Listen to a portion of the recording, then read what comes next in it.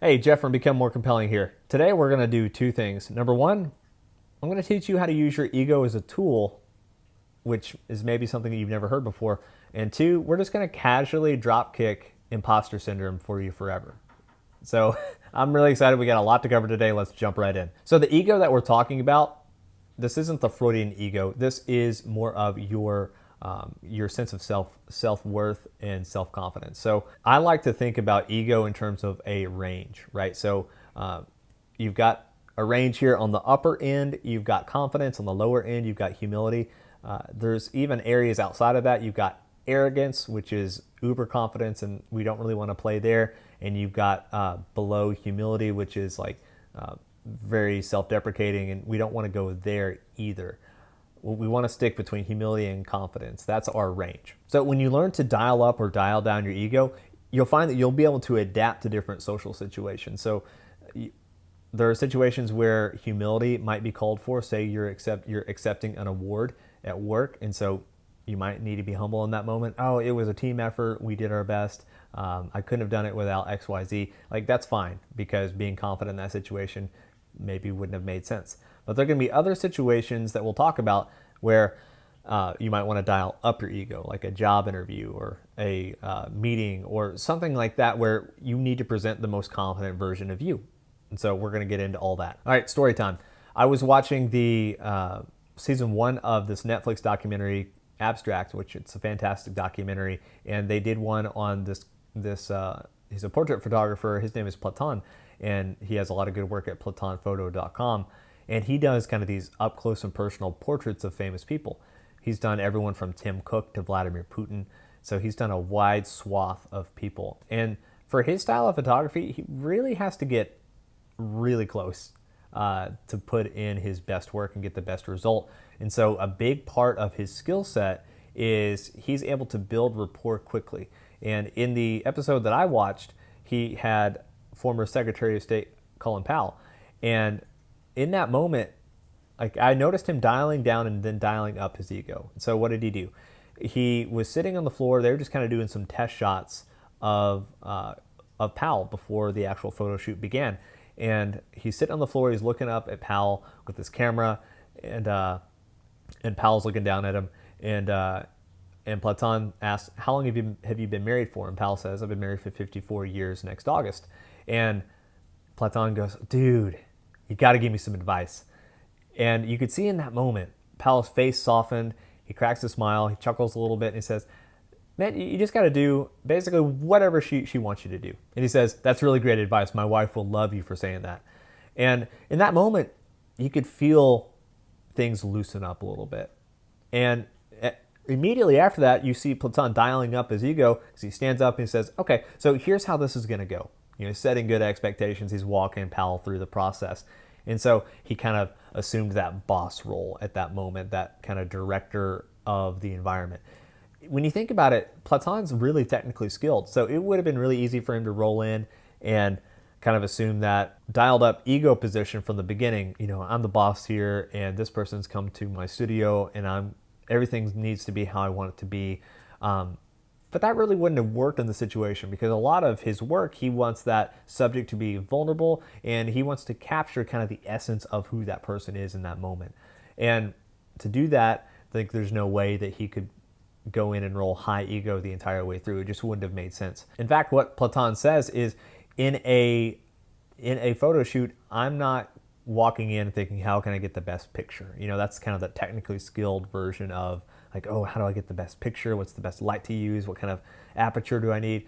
No, instead he's thinking, how can I learn something from this person? Or what can I learn from this person? And that's a great frame to go in with, because if he does that, then he's going to build rapport with the person, and then he's going to get a better result in the end anyway. So he's stacking a skill on top of a skill. He's already got the skill of taking great photos, and he's stacking on the skill of being empathetic and being curious about the other person, so that he can build rapport and get that great picture. And that's really awesome. So when might you want to dial up your ego? Might be on a first date. If you run a company, it might be addressing your employees. It might be in a job interview. So there are times when you want to dial up your ego. And we're going to cover some good tactics to do that, but something I want you to internalize first, and this comes from Scott Adams. We're going to destroy imposter syndrome here, so I hope you're ready.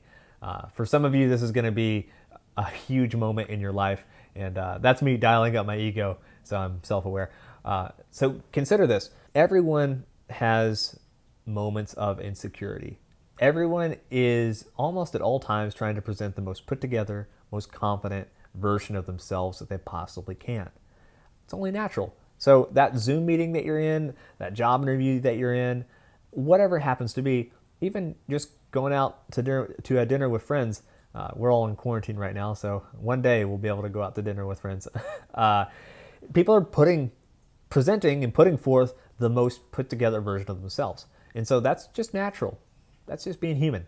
The reality is, when you pull back the curtain, every person has insecurities. Every person has moments where they feel like they are fake or a imposter. Everyone has those moments of insecurity. Everybody. I've worked with people who lead teams and organizations, and they may present one version of themselves when they're presenting to a board. They may present a completely different version of themselves when they're being vulnerable later. So it doesn't mean that they're fake or inauthentic either way. It just means that we're humans, we're fluid, we happen to change, and no one is 100% confident 100% of the time. Okay, so how do you dial up your ego? This is going to be a grab bag of different tactics that you can use. So one, take up space. Like, it's fine to own your environment that you're in. Talk with your hands. This shows that you're comfortable in your environment. You don't need to go overboard and stretch yourself out over 5 chairs.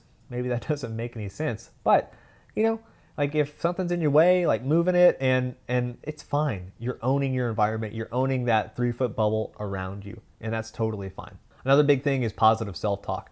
So I am a huge fan of kind of reinforcing positive self-talk. I do this with my private coaching clients all the time, and it's super important. So if you are running a invisible script of, oh, I'm just not good in social situations, or, oh, I can't make a good first impression, or I always run out of things to say, be very careful with that, because the more times it runs in the background without you kind of Control-Alt-deleting it, then that becomes your reality, because you tend to look for things that you're talking about. And a counterpoint to that is, and this is what I walk my clients through, is any social success that you have, write it down.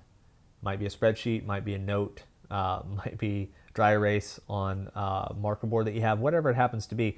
Keep a list of social wins. And it can be something very small, like I started a conversation today and it went great.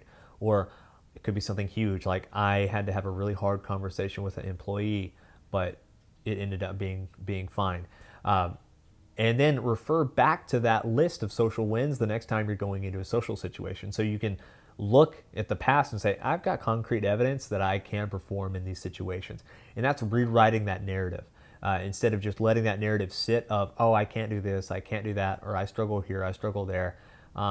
Just because that's what's been happening to you so far doesn't mean that's what has to happen to you forever. And that is something that I believe in it so deeply. So write down your social wins, flip the script from, say that you struggle with running out of things to say.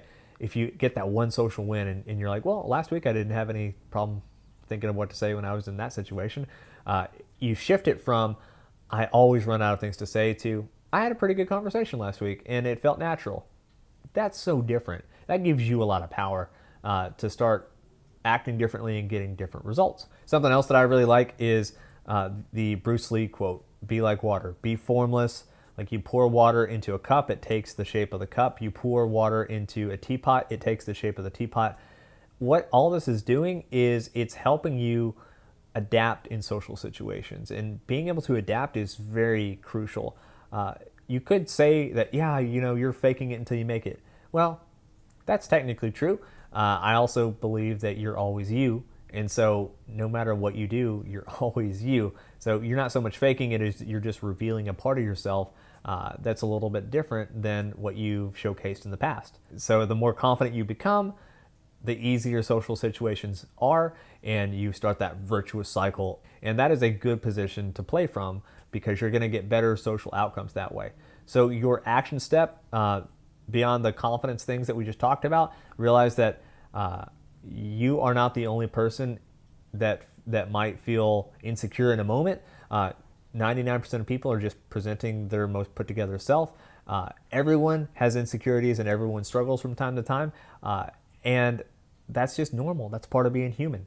And so don't let imposter syndrome take you down a peg when you're in those situations where you need to dial up your ego. But also realize, hey, sometimes high ego is not going to be the answer. Sometimes you might need to dial down that ego and be humble, and that's totally fine too. In some situations, like the Platon situation, you may need to do both. You may need to dial it down, learn something from someone, and then dial it up because you need to get down to business. So use ego as a tool. Realize that you are not an imposter if you act in a different way than before, and be like water, adapt to the situation because you're going to have better social outcomes as a result. That's our tip for today. If you have a topic that you'd like me to cover in the future, you can hit me up on Instagram or Twitter at @TheJeffCallahan with 2 L's. You can also send me an email at jeff@becomemorecompelling.com or shoot me a comment. Just drop a comment down below and I'll cover it in a future video. That's all we got for today. Talk soon. Hey, a couple of quick things before you leave. One, I've got a subscribe button over here. If you like this video and you don't want to miss out on a future video, hit that subscribe button. Two, if you like this video, hit the like button. That helps other awesome people like you find it. And three, leave a comment if you have any feedback for me or if you have a topic or suggestion that you want me to cover in a future video. Thanks.